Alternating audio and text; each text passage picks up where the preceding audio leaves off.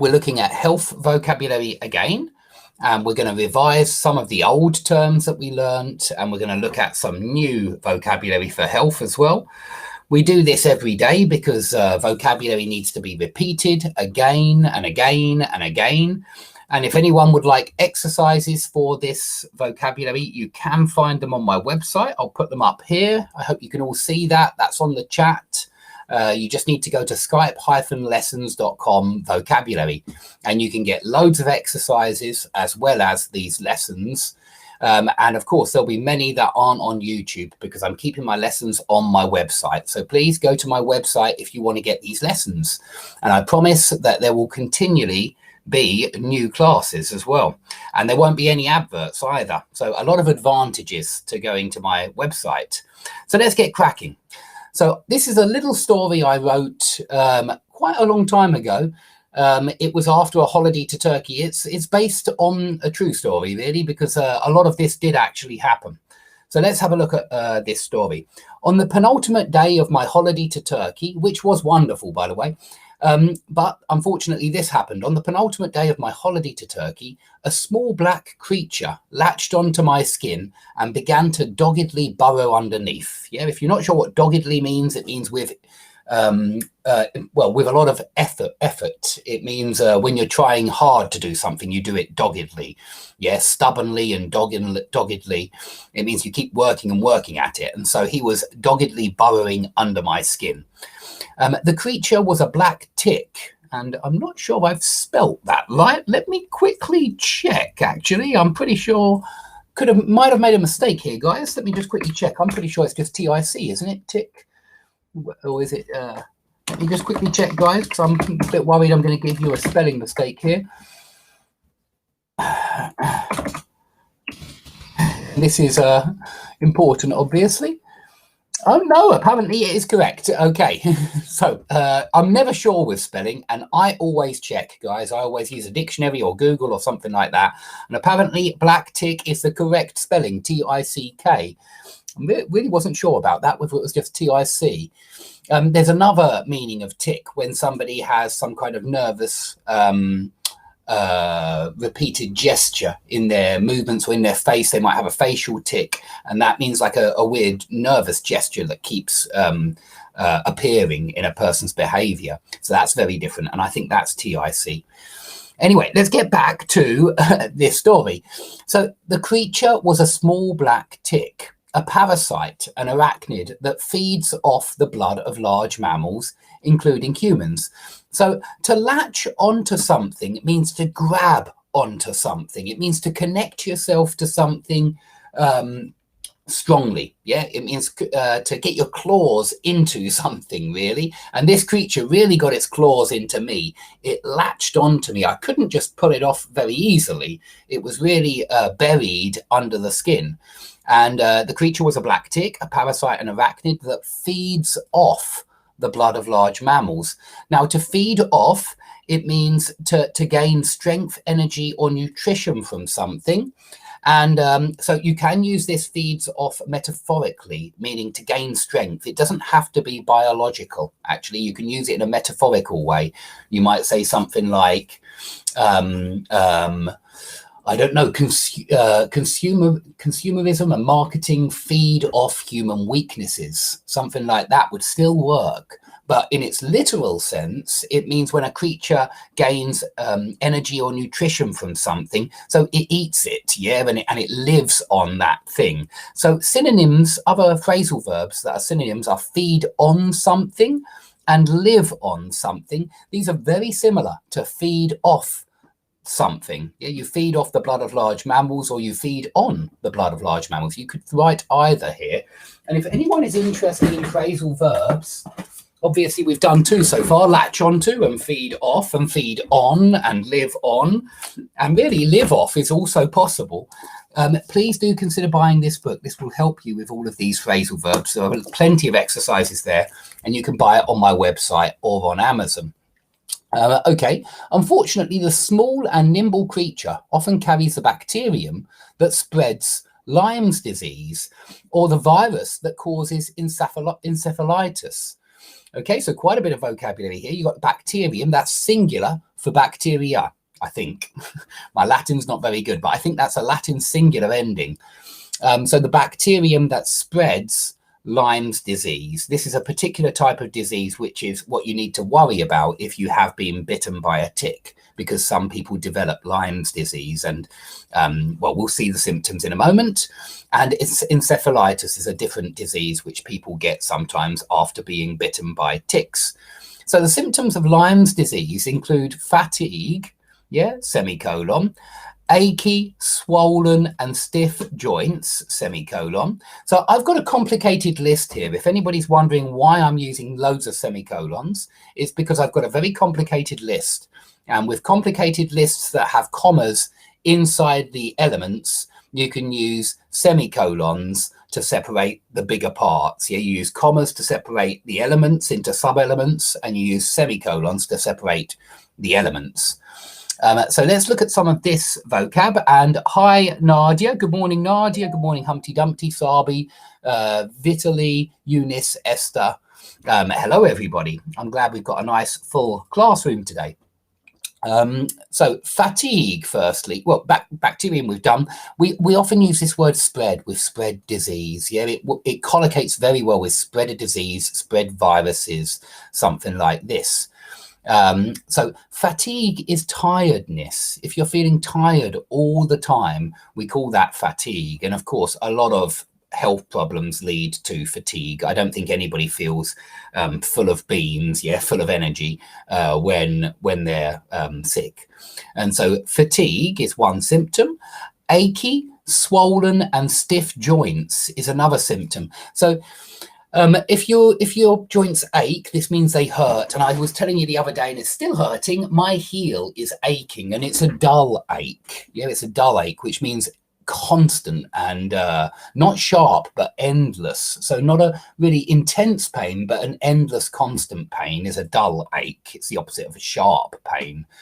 Swollen is when the skin builds up with blood underneath and it gets bigger. So if something swells up, that's the phrasal verb, by the way, swell up. Perhaps I'll quickly write that one down because it's quite a good one. You can say well, this was true for me. My neck swelled up a few years ago when I had a problem in one of my saliva ducts. I had a stone blocking the saliva coming out of that saliva duct, and I had loads of saliva build up in the duct, in the tube, and I had a lump that suddenly appeared. So don't forget lump, but I can also say my neck swelled up.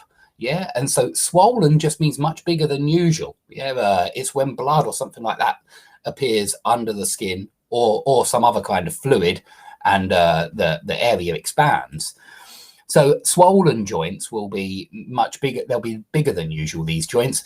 And stiff just means unable to move. So if your arms feel really stiff or your legs feel really stiff, it makes it sound like it's hard to move them and maybe painful to move them. So stiff joints aren't very comfortable either. Okay, a large red rash. Remember this word rash. It's where you have some kind of red discoloration on the skin. We did this last time. It's an irritation on the skin, and very often you scratch it and it will often be red dots. But with Lyme's disease, it's a red rash located near the bite where the tick bit you that doesn't itch. Okay, so it's a rash that doesn't itch, which you don't want to scratch. Remember, itchy is when you want to scratch something. So if something itches, you scratch it. Splitting headaches means really intense migraines, really painful headaches. Splitting sounds like the pain is sharp to me, like the pain is intense. Dizziness is an excellent word for health. It's when your head feels like it's going in circles, and so very often this happens if you drink too much, for example, you feel dizzy. But dizziness is the noun. And fever.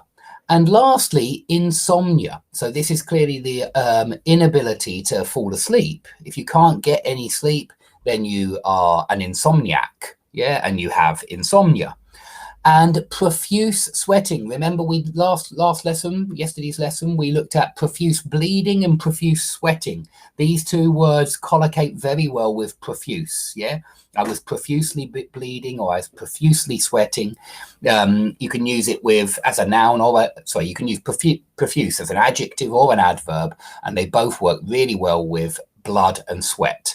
And it means literally to pour forth from the Latin, and so it's logical that it would collocate with liquid words like blood and sweat. Okay, on finding the little rascal. Yeah, rascal is like, I think it's actually from Raskolnikov, from Dostoevsky, interestingly enough. I read that somewhere anyway, but a rascal is like a naughty guy, a bad guy. Yeah, like a bandit or something like that. But it can be like an affectionate term here. And when I say the little rascal, I think we often do use this as a term of affection. Not that I was in any way emotionally attached to this tick which had latched onto my skin. So on finding the little rascal digging into my skin, now there's a good phrasal verb, to dig into something. So the tick was digging into my skin. I squeezed the parasite between the tips of my nails and ripped it out. There's another phrasal verb, yeah? Rip something out. It's coming out of my body, so I say rip it out. I could have said torn it out, yeah? I squeezed it and tore it out. Sorry, not torn, tore it out, because it's past simple. So I could have said tore it out, I could have said ripped it out, I could have said pulled it out. There are a lot of different phrasal verbs we would use there, and they're all with out, because it's coming out of the body. And remember, we'd say dig into, burrow into. Burrow into would work as well, burrow into, just like dig into works. Okay, that very night, my wife and my son came down with flu. So remember, we use come down with for when you get sick with, especially with flu or with a cold. You don't come down with cancer or something like that. That doesn't work. Cancer's too serious, and it's something that develops over a long time. It's not a cold or a flu. You normally come down with some well-known, like you could come down with measles, I suppose, or you could come down with chicken pox. So it's got to be some kind of well-known virus that is not some kind of condition like stroke or cancer or something like that. You don't come down with either of those, or heart attack. Yeah, it's got to be flu, chicken pox, something like that.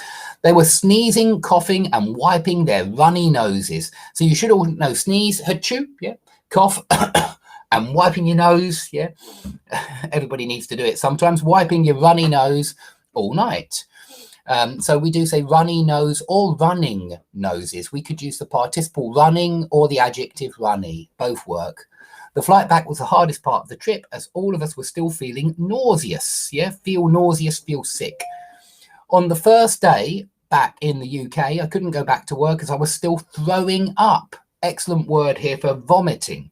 Yeah, to throw up means to vomit. It's another phrasal verb. You see how many of these phrasal verbs are running around in these texts. So please think about buying this book if you want to learn them well. So I was throwing up or yakking up or barfing up. There were a lot with up that mean vomit. And I had diarrhea. So this is a very difficult word to spell. I can never spell it. Look at that. It's an awful word to spell. Anyway, we all know what that means. I couldn't get an appointment to see my GP, yeah, my local doctor, my family doctor. An appointment, we always say get an appointment to see the doctor or the dentist, or get an appointment at the hospital or something like that. So the nurse at the local clinic advised me to go to the accident and emergency unit at the local hospital. This used to be called casualty, but now it's called accident and emergency unit. And so this is where you go if you have a sudden health emergency and the ambulance picks you up. They take you always to this place, I think almost always. Here I was able to discuss my symptoms with a doctor, and he told me it was unlikely that I had contracted encephalitis. Yeah, contracted means become infected with, picked up. Yeah, and here it is, picked up in the next bit, or picked up any other kind of tick-borne disease. So you pick up diseases as well as languages. Yeah, it's quite strange, but you can pick somebody up from the airport, of course, as well. So remember, all these phrasal verbs have multiple meanings. You need this book to unravel, to fathom out the various nuances of these phrasal verbs. Okay, he thought it more likely that flu had simply gone round the family members. So if a disease goes round the family members, then it spreads, yeah, from one person to another person. It just means it is contagious and it's passed from one person to the next person. Nonetheless, I was prescribed powerful antibiotics. So you are prescribed medicine by the doctor, and that's when he gives you a prescription, and you take the prescription to the chemist, and the chemist or the pharmacist gives you powerful antibiotics, simply to be on the safe side. Yeah, to be on the safe side means to err on the side of caution. Err on the side of caution is more formal, but to be on the safe side is more informal. The course lasts 21 days, and side effects include vomiting, yeah, throwing up, don't forget throwing up. And side effects, you can say adverse reactions, which is just down here, actually. They're pretty much synonymous. Vomiting, throwing up, yeah, skin problems. Unfortunately, I did break out in a rash, and the glands in my neck swelled up, yeah. So breakout we use with in a rash, just like, remember that fire breaks out, disease breaks out, war breaks out, yeah, they're all in here certainly, but you break out in a rash, yeah, and that's the phrasal verb we use for rash. You break out in a rash, and the glands swelled up. So you can see this, to swell up, yeah, just like swollen. The glands were swollen. The glands in my neck swelled up. I have no doubt that these were adverse reactions to the antibiotic.